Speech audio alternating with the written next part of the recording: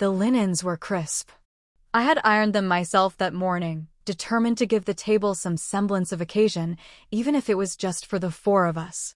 I laid out the pale blue napkins I loved, folded into soft triangles beside each plate. The wine glasses glinted in the overhead light, tall and proud like they expected to be filled with laughter. I had taken out the aged whiskey Darren gave me 2 years ago, the one he said was too good to open for just any night. Tonight was supposed to be the right kind of night. My birthday, 38. I arranged the flatware with a precision only someone who had been taught etiquette at an early age could summon. Forks on the left, knife, then spoon on the right. Dessert forks at the top. It was all there, just as my mother would have approved. And yet, there was a gnawing hollowness sitting in my chest as I adjusted the last glass. 6 o'clock. I checked the time, then my phone. No messages. No missed calls. I reminded myself they could be on their way. Darren might have gotten caught up in something at work. My parents might be parking. I turned the music on Miles Davis, something smooth but not too melancholic, and adjusted the dimmer to bathe the room in soft light. It felt almost cinematic, like I had created a set for a celebration scene, except the actors were late. By 6:30, I was still alone. I sat down, ran my fingers along the hem of my dress, navy silk, understated elegance, and took a sip of whiskey. It burned, then bloomed. I told myself not to panic. Surely, someone would walk through the door. I glanced at the roast in the oven, the scent of rosemary and garlic filling the apartment like a promise. The candles on the cake I'd ordered were still unlit, but they stood proudly, waiting for the ritual. At 7, I stood, pacing. I checked my phone again, my stomach tightening as the silence screamed louder than any ringtone could. No text, no running late, not even a dismissive emoji. I called Darren. No answer. I stared at the photo of us on the lock screen, taken in Capri last summer. He was smiling then, hand on my back like he remembered how to touch me with intention. I called my mom. Voicemail. My father never picked up his phone, so I didn't bother. I texted my brother Eli, the one person in this family who used to know how to make an entrance. Where are you? I typed. Deleted it. Rewrote it. Deleted again. I stared at the blinking cursor for too long before tossing the phone on the couch. By 8, I had stopped pretending. I sat at the head of the table, the place my father always chose, and poured another glass of whiskey. I looked at the plates, the empty chairs, and imagined outlines of people who used to love me. Maybe they still did. Or maybe they loved the version of me they had shaped, not the woman I had become, the one who built a tech company from a college dorm, who signed contracts in Tokyo, who bought her own damn apartment without needing a man's co-signature. Maybe that woman scared them. Maybe she'd grown out of their reach. My chest tightened, eyes burning, but I didn't cry. I just stared at the cake. Happy birthday piped in soft pink frosting. I should have known when the bakery called to confirm the order, and I hesitated before saying, yes, 4-4. The truth was, I'd already suspected it. The withdrawal hadn't been sudden. It was a slow, sneaky erosion of connection. Missed calls. Last-minute cancellations. Awkward silences during dinners. But tonight wasn't supposed to be that. Tonight was supposed to be the exception. The reset. Instead, it felt like confirmation. The clock ticked toward 9. The roast was cold. The candles remained unlit. My stomach turned at the thought of eating anything.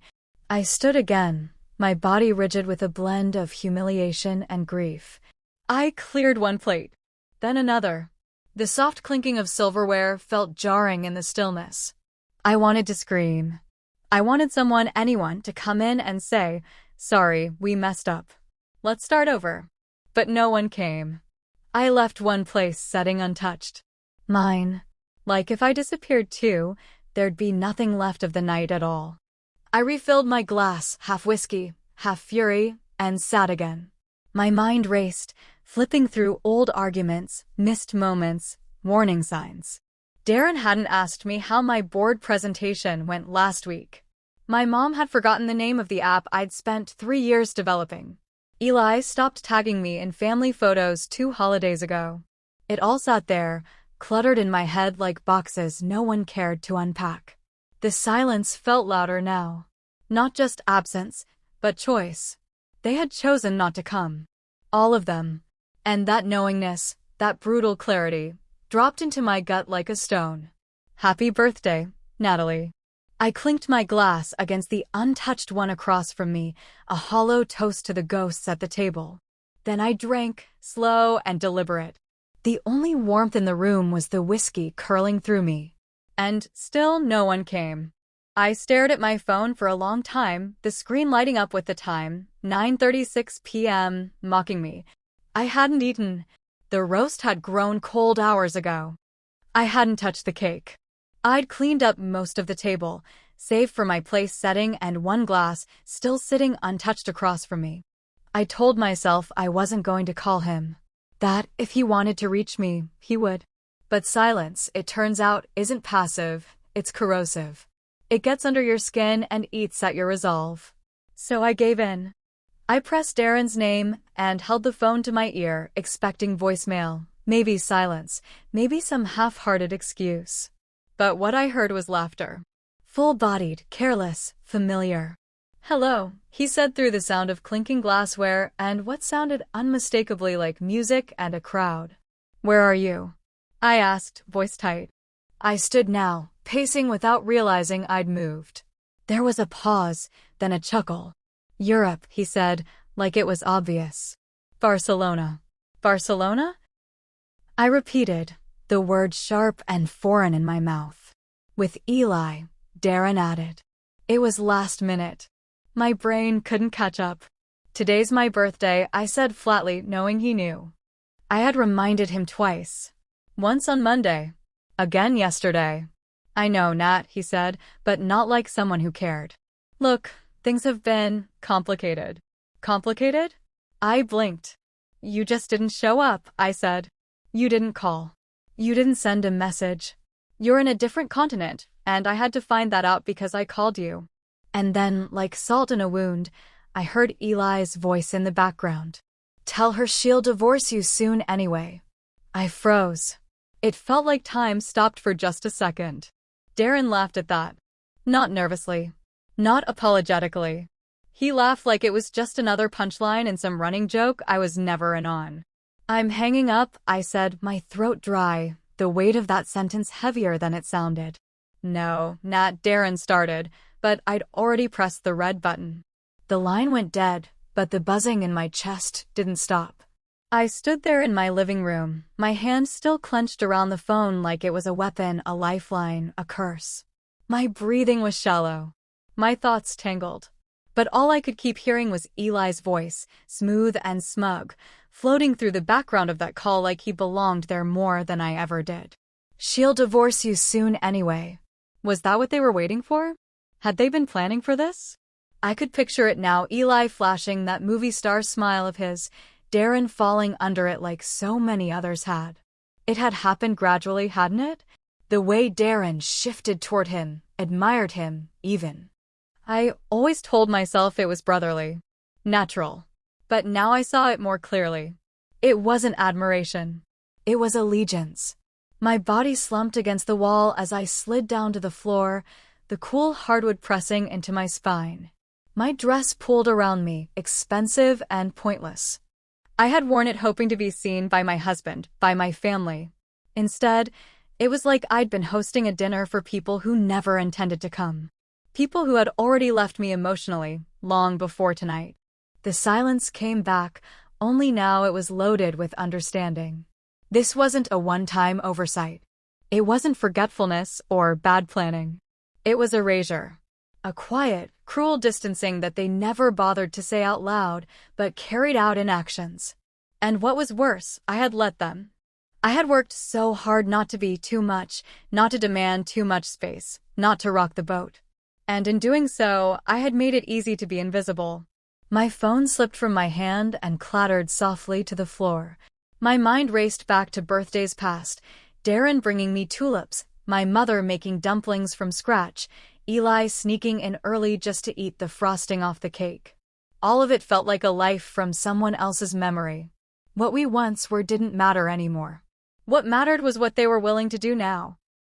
Nothing. I pulled my knees to my chest and let myself feel it. The rejection. The humiliation. The abandonment. I didn't cry in the loud, cathartic way movies teach you to expect. Instead, tears slid down slowly, silently. Like the rest of the night, they didn't ask for attention. They just existed.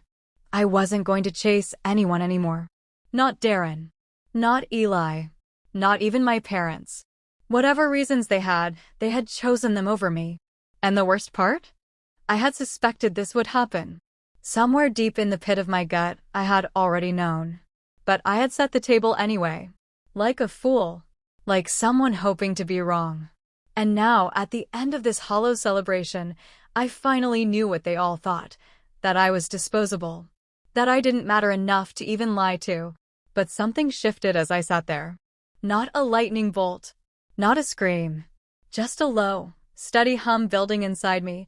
If they had already let go of me, then maybe it was time I let go of them too. Maybe this call wasn't the end of my birthday. Maybe it was the beginning of something else. The night had settled into a silence so deep it seemed to press against the windows. I didn't turn on the lights. I let the apartment stay dim, the remnants of candlelight flickering from the few I hadn't blown out. The roast was still on the table, the air thick with its fading scent. I hadn't moved from the floor since the call.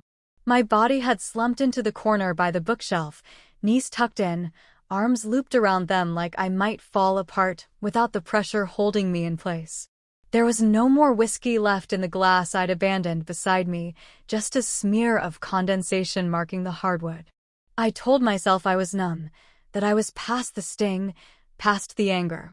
But really, I was just empty. And in the emptiness, thoughts came fast and cruel. What I could have done differently, what I should have seen sooner, how I had apparently built a life so forgettable that even my husband didn't think twice before boarding a plane without me. Then, 3 soft knocks. I froze. My head lifted barely. For a second, I thought I had imagined it, a cruel projection of wishful thinking. But then it came again, 3 slow, steady knocks at the door. I pushed myself up from the floor, stiff and reluctant. The knock wasn't frantic. It didn't sound like someone arriving late to a party or with urgent news. It sounded gentle, like someone who knew they were interrupting grief. I opened the door halfway and blinked into the dim hallway. There he was, Professor Lane. Dr. Miriam Lane, though he always insisted I just call him Lane, even back when I was a stubborn 20-year-old with too much ambition and not enough patience. He stood there holding a small bouquet of daisies and a foil-covered pie dish. "Happy birthday, Nat," he said softly, offering both like sacred peace offerings. I stepped back wordlessly, and he entered like someone who'd known me long enough not to ask questions right away. He smelled like old books and peppermint tea, his tweed coat slightly damp from the evening drizzle. "I figured I'd be late, not the only one," he murmured as he looked around, taking in the dimmed lights, the untouched cake, the empty chairs. But he didn't say anything else. He just walked into the dining room and set the pie down with reverence. "They didn't show," I said, my voice barely audible. He nodded once. "Their loss." I looked at him then, really looked. His eyes were kind, the same gentle hazel I remembered from lectures where he challenged me without ever cutting me down. He had been one of the few people who saw me not as a stereotype or a prodigy, but as a whole person. "I don't know why you came," I said, trying not to sound ungrateful. He tilted his head. "Because I remembered the little card you wrote me when you graduated. Thanks for never making me feel like I had to disappear to succeed." That stuck with me, Natalie. And I remember birthdays. Especially for people who forget their own worth sometimes. I swallowed hard. The tears I thought had dried up began to gather again, but I blinked them back. He sat down at the table like he belonged there, gesturing to the whiskey bottle. "Still some left." I gave a small nod and fetched another glass. We poured, clinked softly. "To your strength," he said. "To showing up," I whispered. We drank, and it didn't burn this time. It warmed. I sat across from him, and for the first time all day, I felt like a person and not a forgotten placeholder. He took a slice of the lemon pie and served it onto one of the plates I'd set with such care earlier. He nudged it across the table toward me. I made it this morning, he said. Just in case I got the date right. You did, I said, and then added, thank you. Lane was the kind of man who didn't rush conversation. We talked in waves, soft observations, a few jokes. I told him about the company's newest partnership and how I'd been pushing back against investors trying to scale too fast. He told me about his recent lectures, the crop of new students full of idealism and impatience. It was easy. The hours slipped by without effort. Then he leaned back and looked at me in that quiet, knowing way of his.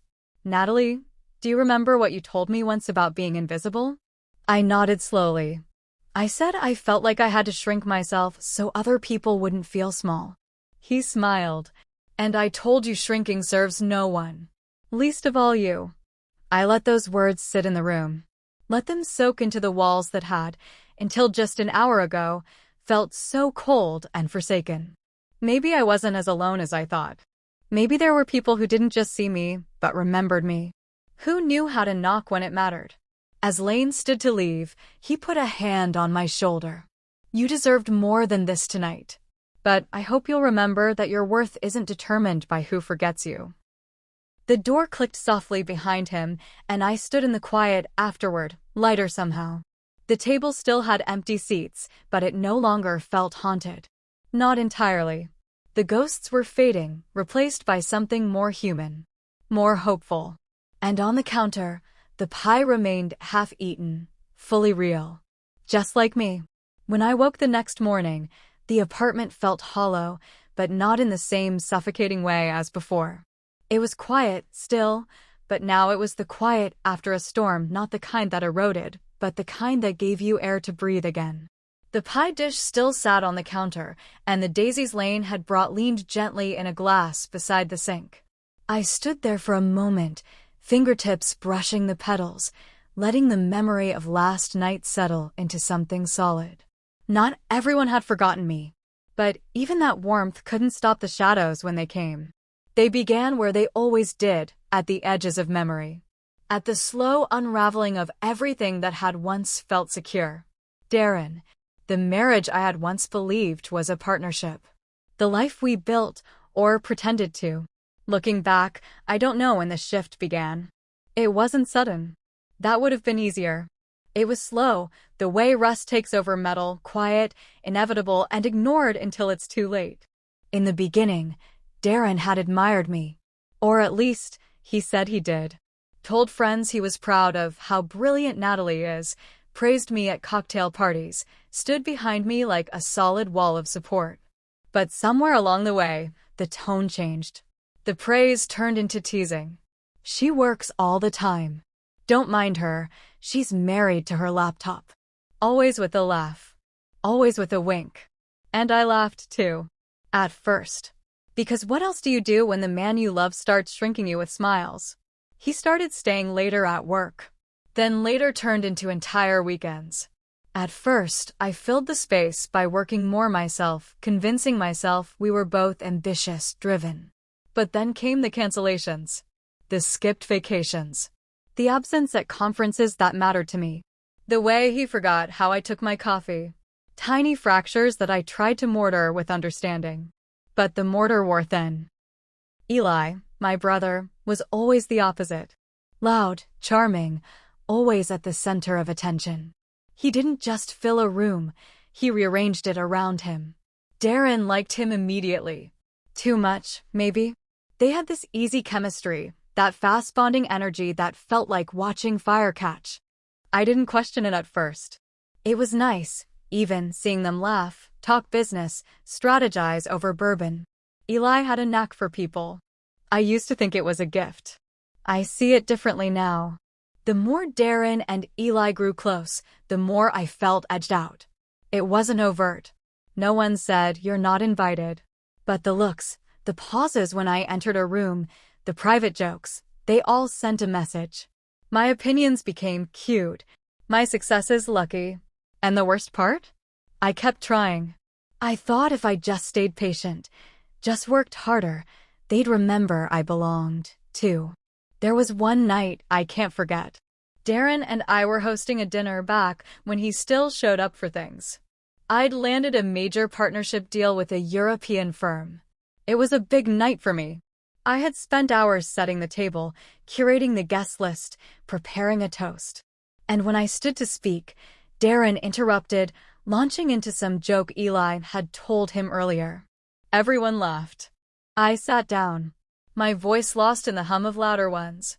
Later, I asked him why he did that. He said, "Babe, don't take everything so seriously." Just like that. As if my work, my words, didn't matter. It became a pattern. My discomfort became inconvenience. My silence, permission. I think a part of me held on to hope longer than I should have because I didn't want to admit I'd been wrong. Wrong about who he was. Wrong about who I thought I had to be to keep love. But love shouldn't feel like erasure. It shouldn't be earned through compromise that leaves you smaller. I moved through the apartment now, trailing my hand along the back of the couch where he used to sit, hearing echoes of him in the floorboards, the drawers he organized, the half-finished bookshelf we said we'd build together, but never did. I opened a closet. His coat still hung there. The same gray one he'd had since we were dating, frayed at the cuffs. I lifted it off the hanger and pressed it to my chest. It didn't smell like him anymore. Just dust and fabric softener. There was grief, yes. But under it, anger. Not the sharp, burning kind. A quieter anger, disappointment layered with clarity. I had loved someone who stopped loving me out loud. And Eli, the betrayal ran deeper with him. Because we had shared blood. Childhood secrets. Inside jokes about mom's overcooked rice and dad's obsession with flashlights. I defended him to our parents when he dropped out of college. I helped him build his first startup pitch. And he turned around and chose my husband over me. Or maybe he never had to choose. Maybe I was just a placeholder there, too. I sat at the edge of the bed, knees folded, hands clasped tight. I didn't cry this time. I just stared ahead, letting the truth settle like a weight across my shoulders. They had made their choices. Now it was time for mine. The morning sun filtered through the living room windows, casting soft lines across the floor where dust danced gently in its glow. I stood there in silence, holding my coffee mug with both hands, the warmth bleeding into my skin as I stared at the table. Last night's dishes were cleared, but the memory remained vivid. Lane's voice, his steady presence, the lemon pie we hadn't finished. That one moment of humanity, of recognition, had stayed with me like a lifeline in the wreckage. I reached for my phone, instinctively checking for messages. There were none. No apology from Darren. No half-hearted text from Eli. No call from my mother explaining where they had been. Their silence was no longer surprising, it was confirmation. I placed the mug down and walked to the mantel where the daisies still sat in the glass. Their stems had begun to wilt, but something about their defiance, even in slow decay, made me smile. Then, without really thinking, I turned toward the couch where Lane had sat and picked up my phone again. I switched to the front-facing camera and raised it slowly. Click. The photo wasn't posed. It was real. Me in my robe, holding my coffee, the daisies in the background, and the faint shadow of last night's gathering lingering like a quiet defiance. I scrolled through my photos until I found the one from last night. Lane and me, side by side, both holding glasses of whiskey, a crooked smile on my face, a genuine one on his. The table behind us, half cleared. The light just soft enough to hide the heartbreak still clinging to the edges of my eyes. That was the one. I tapped it, hit share, and sent it to Darren. No caption. No context. Just the image. I didn't expect a reply, and I didn't want one. This wasn't about him anymore. This was about me. About reclaiming space I had once bent myself to fit inside. I imagined him seeing it somewhere in Barcelona, maybe still nursing a drink with Eli, laughing about how easy it all had been. And now this image, landing like a stone in his glassy calm. Not of pain, not of rage, but of peace. The kind of peace he hadn't given me. After I sent it, I walked over to the window and opened it wide. The air was cool and smelled faintly of rain. I breathed in deeply and let it go slowly, each breath a small declaration. I wouldn't carry their shame anymore. I wouldn't twist myself into palatable shapes to earn a place at their table. I turned my phone off and placed it in the drawer. Not silent mode, not do not disturb. Off. For once, I wanted silence that was mine. Not silence as punishment, not silence as rejection. Just quiet, earned, and intentional. I pulled out my journal leather-bound, half filled with notes and sketches from old business plans, and opened to a fresh page. At the top, I wrote, "What I know now." I stared at the words for a moment, then started writing beneath them. I know that love without presence is abandonment in disguise. I know that laughter behind your back is not friendship. I know that being overlooked does not make me invisible. I know that I can begin again. Even here. Even now. I paused. The sun had shifted slightly, the lines on the floor lengthening like time was stretching out its hand to offer me something new. I wrote one more line. I know that the people who matter don't need reminders to show up. It felt final. Like closing a chapter, not the whole book, just the one that had dragged on too long. I stood up, feeling a strange lightness in my chest. The grief was still there, yes, but under it was something sturdier. Resolve, maybe. Or self-respect finally finding room to breathe.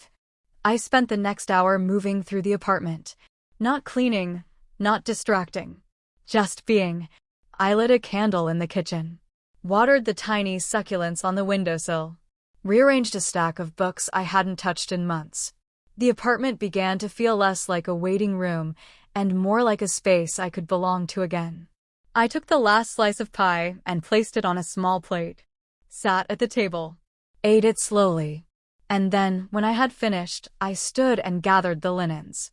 I folded them carefully, stacking them in the linen closet. I washed the last glasses, dried them with a clean towel. I tucked the unused cake candles into a drawer. There was no rush. No bitterness. Only a quiet, deliberate line being drawn. This silence wasn't hollow anymore. It was mine. By sunrise the next day, I already knew. Not in the scattered, half-formed way ideas sometimes drift through your mind in moments of despair, but in that rare, clean-sliced clarity that hits like a chisel to stone. I was done waiting. For calls. For explanations. For some version of closure that would never come. I stood at the edge of my apartment, barefoot, mug in hand, wrapped in the gray cardigan Darren used to wear when he still came home, and whispered the truth aloud. I'm leaving. And I meant it. Not just leaving Darren. Not just leaving this apartment where every wall now echoed with absence. I meant starting over. Starting different.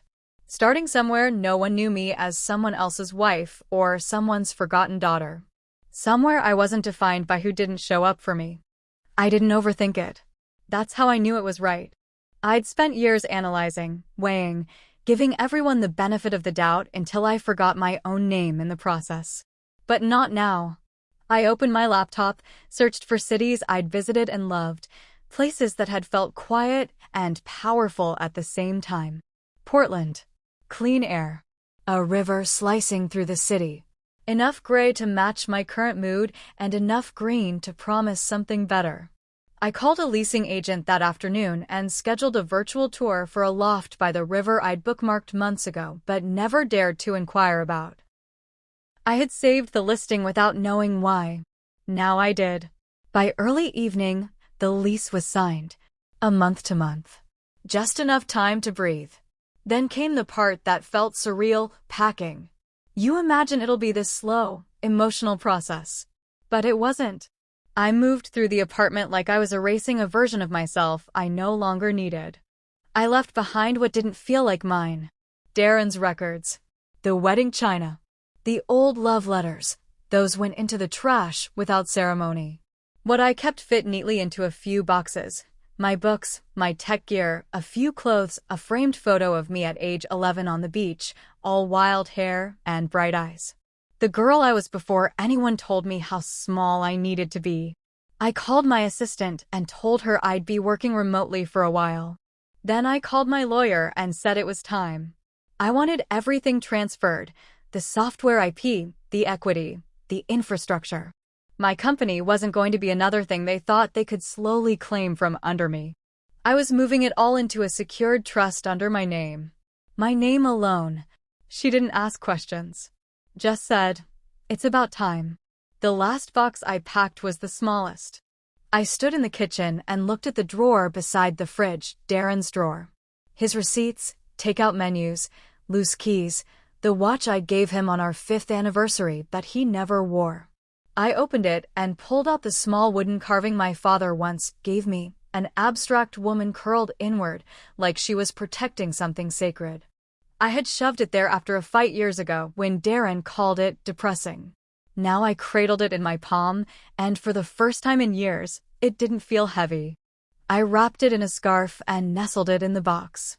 Then I wrote one note on a torn scrap of paper and left it on the kitchen counter. I kept what's mine. You can have the rest. I left the apartment just after sunset, stepping into the cool air with my coat unbuttoned and my heart louder than it had been in months. The city pulsed behind me, familiar, chaotic, crowded with versions of me I no longer wanted to be. The ride to the airport was quiet. The driver didn't make small talk, which I was grateful for. I watched the skyline recede in the rearview mirror like a lover you stopped waiting for. My phone buzzed once, an unknown number. I let it ring out. Whoever it was could live in the silence they had chosen. When the plane lifted off the runway, I exhaled like I hadn't in years. Portland welcomed me in gray mist and the scent of damp pine. I moved into the loft the same evening, greeted by a tall wall of windows overlooking the Willamette River. The space was minimalist: white walls, exposed beams, high ceilings. It felt unfinished, unclaimed. Perfect. I slept on the floor that night, curled up in a blanket with a single suitcase as a pillow. And when I woke the next morning, light streaking across the floor in soft bands, I didn't feel lost. I felt free. No one knew where I was. No one had the address. No one had permission. For the first time in years, I wasn't someone's wife, someone's disappointment, someone's second thought. I was just Natalie Chen. And that was finally enough. 2 weeks after arriving in Portland, I sat at the wide glass table in my new loft, the morning fog pressing softly against the windows, and reread the divorce papers for the 4th time. They sat there, precise and emotionless, a stack of documents that somehow held the story of a decade-long relationship, reduced to clauses and itemized assets. It was strange how something so heavy could be printed on 22 pages of smooth white paper. But this time, I didn't flinch. This time, I didn't hesitate. Anika, my oldest friend from college and now one of the sharpest lawyers in the industry, had drafted everything. She had offered to fly in, offered to hold my hand through the process. But I told her no. I needed to do this on my own. She understood. Of course she did. I had made sure every detail was accounted for, every protection in place, every loophole Darren might have tried to twist closed before I found it. The prenup we'd signed in our early days held strong, thanks to my father's insistence at the time. I used to be annoyed by how transactional it felt. Now, I saw it as the last gift my father ever gave me without knowing it. I included a note. Not legal, just human, tucked between the pages, on thick stationery with my full name at the top in elegant serif print. Darren, you left long before I did. This just makes it official. And that was it. No venom. No desperate plea. Just the truth, clean and simple. I didn't know where he was anymore. His phone was off. His email returned auto-replies. But I knew where he still worked, at least, officially. So I had the documents couriered there, signature required. Let him get served in the glass conference room of his venture firm, where he likely still told stories about his wife's Genius app, as if proximity to me somehow made him smart by osmosis. The irony would be sharp enough to cut through even his willful ignorance. After I sealed the envelope, I stood there with it in my hand for a long moment, absorbing the finality. It didn't feel like a rupture anymore. It felt like release. I left it with the building's concierge for pickup and returned to the loft, a strange sense of stillness wrapping around me like a coat. Not peace exactly, more like steadiness. Like the ground wasn't shifting beneath me anymore. That night, I opened my laptop and looked through the files Anika had sent me during the prep process. She had gathered all the communication history, financial transfers, contracts, and, most damning of all, the emails I'd nearly forgotten existed. The ones from Eli. I clicked through the folder slowly. Dozens of emails with subject lines like restructure plan and new ownership strategy, each sent between Darren and Eli during the last 6 months of my marriage.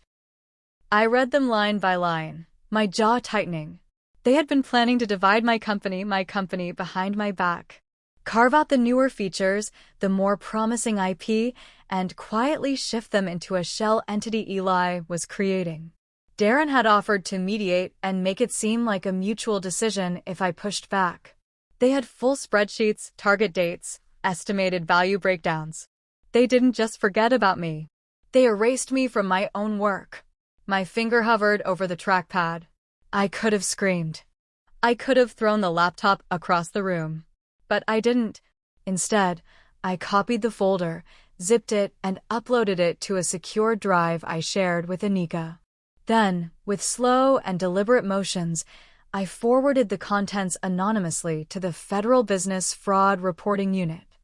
I didn't include a note. I didn't have to. They could live in the consequences of their own creation. When I closed the laptop, the city outside had begun to glow in shades of blue and gold. I stood by the window, arms crossed, and watched the river drift calmly past, as if none of this had touched it. And I thought not about revenge, not even about justice, but about all the time I had spent convincing myself I didn't deserve better. About all the rooms I had stood in, making myself smaller so someone else could feel taller. About how easily I had forgiven disrespect when it came wrapped in charisma. Not anymore. I walked over to the bookshelf and pulled down an old framed photo. Me, Darren, and Eli in Positano, 3 years ago. Smiling. Radiant. I stared at it for a beat, then flipped it over, took out the picture, and tore it straight down the center. The pieces went into the bin without ceremony. It didn't hurt like I thought it would. In fact, it felt like breathing again after holding your breath for years. I didn't toast to it. I didn't light a candle. I just sat quietly on the edge of my new bed, my fingers threaded together, and reminded myself of what was true. I didn't need them to fall for me to rise. And I wasn't going back. I didn't follow the headlines. I didn't search for his name. But the whispers still found me. It started as a voicemail from Anika. Just so you're aware, the feds are moving faster than I expected. Seems like Eli left more digital footprints than he realized. I didn't reply. I didn't need to. What was there to say? The investigation had begun the moment I hit send on that anonymous email, attaching every thread, every document, every slimy little plan Darren and Eli had concocted in their back-channel correspondence. I had sat on the evidence for weeks, unsure if exposing him was vindictive or necessary. But once I saw how meticulous they had been, how calculated, it became clear. It was never personal for them. It was power, profit, and I was just a variable to maneuver around. So I stopped treating them like people I owed grace. I stopped checking my inbox for some apology that would never come. I let the emails I'd sent to Eli in those final months sit unread in my sent folder. And when I received a quiet confirmation that the documents had been handed off to the proper authorities, I closed the file and never opened it again. Still, the fallout came. Anika texted a week later, "You seeing the news?" I didn't respond. I was standing on the edge of the waterfront, watching the light catch on the river like ripples of molten glass. My breath was steady, my pulse calm. Somewhere out there, Eli's carefully curated image, the charming investor, the prodigy brother, was beginning to crack. I imagined his interviews drying up, clients hesitating, peers pulling away. But I wasn't watching. Instead, I was printing a prototype presentation for a young developer I'd been mentoring for weeks. Ava, a 23-year-old coding genius from a small Oregon town, had just built her first functioning beta app. I'd invited her to present it to a circle of female investors I'd met through my growing network of tech women in Portland. That was where my attention belonged now, on the ones just finding their voice, not those who had spent years trying to silence mine. Still, it was hard not to feel the chill of the past following me. Because Eli wasn't just my brother. He was the golden boy of our family. He was the one our parents bragged about at dinner parties, the one who always landed on his feet, who charmed his way through any scandal. When I was 12 and he was 15, he taught me how to sneak cookies from the top shelf without breaking the jar. When I was 22, he flew across the country to sit front row at my first demo pitch. He called me Nat when no one else did. He knew my favorite book and how I liked my coffee. And he still betrayed me. I thought about that betrayal as I sorted through papers at the long walnut desk in my loft, sunlight pooling across the floor. I thought about how easily he had traded loyalty for leverage, how he had used my trust like currency. But here's the truth. I didn't hate him. I didn't want him to rot in jail or crash publicly in some headline-grabbing scandal. What I wanted was for him to finally look in the mirror and see the damage.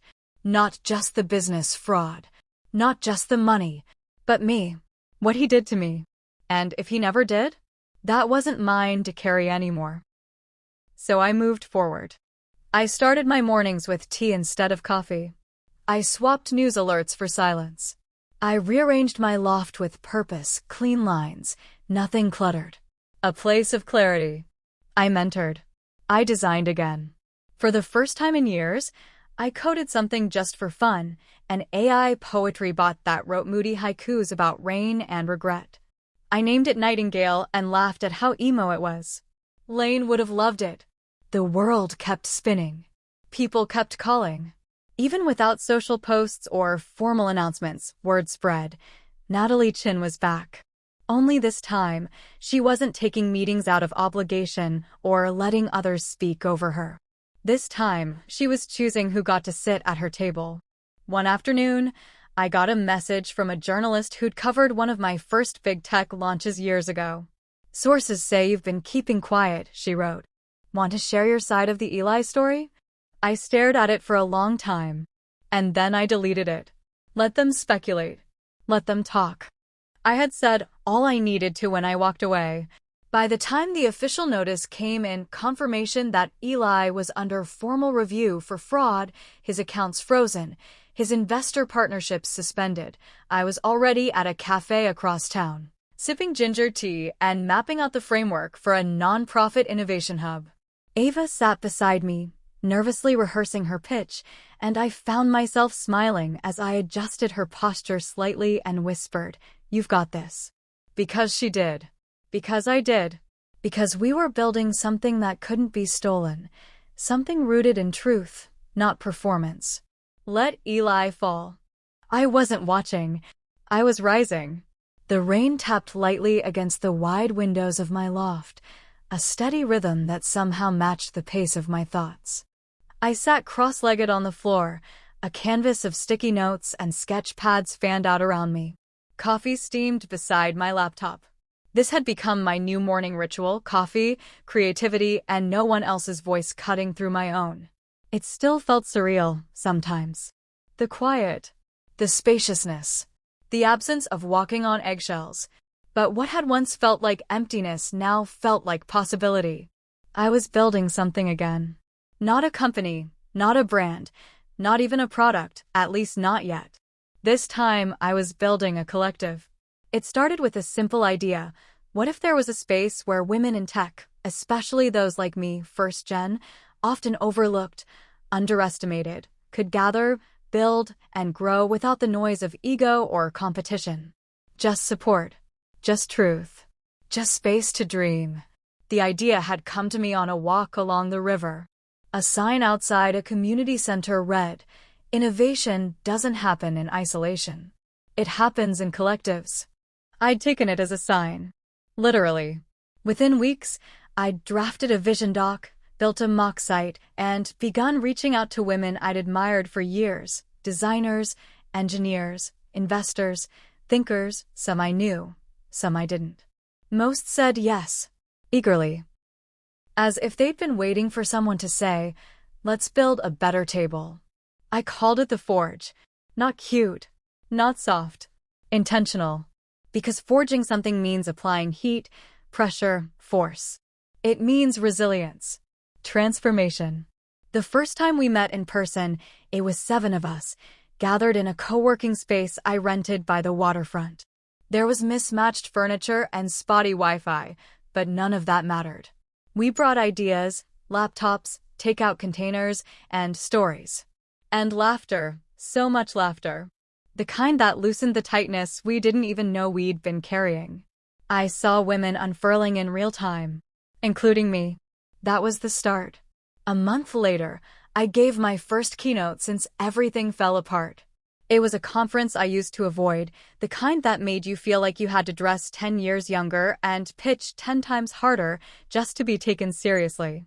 But this time, I stepped on stage in a black blazer and jeans. No pitch deck, no performance. I talked about failure, about reinvention, about how losing everything you thought made you successful is sometimes what frees you to actually succeed. I told them how I used to think silence meant strength, how I thought working twice as hard would eventually earn me half the respect. I told them about the night I set a table no one showed up to. And then I told them what came after. When I stepped off the stage, the applause wasn't loud. It was deep, steady, real. People looked at me not like I was untouchable, but like I was human. That's what I'd been missing all those years, real connection, not curated perception. The next morning, I received a message from a student at the conference. She wrote, "I've never heard someone say out loud what I've been afraid to even think. Thank you for making me feel less alone." I sat with that message for a long time, because that was the foundation I was building now. Not code or equity charts or pitch decks, but presence, community, truth. My days took on new rhythm. I worked with Ava and 2 new ments, both brilliant, both struggling to find their place in rooms that hadn't been designed for them. I told them what I wish someone had told me 10 years ago. You don't have to prove you belong where you've outgrown. I furnished the loft slowly. Every piece had meaning. A vintage drafting table by the window. A velvet chair the color of ocean at dusk. A hand-thrown ceramic bowl from a local artist that I filled with lemons, just because Lane once told me the best things in life were bright and sour and real. Speaking of Lane, he visited once a week now. Brought pastries. Told me stories about the students who reminded him of me, too brilliant for their own comfort.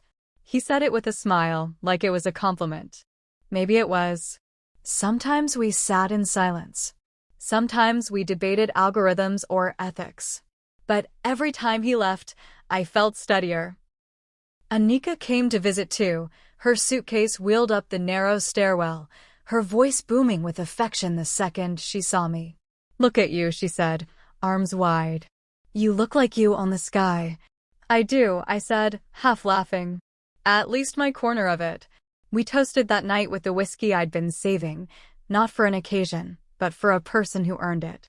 And when I looked around the room, at my friends, at the workspace filled with notebooks and dream boards and takeout containers, I realized something I hadn't dared say out loud before. I wasn't rebuilding my old life. I was building something entirely new. And this time, it was mine. The scent of orange zest and cardamom drifted through the air, mixing with the low hum of music and the faint clinking of glasses. My loft, once bare and quiet, was now alive. People I cared about were gathered around mismatched chairs and leaning against the kitchen island, their voices blending in soft laughter, the kind that vibrated in your chest and reminded you what being seen sounded like. It was my birthday, 39, and it felt nothing like last year.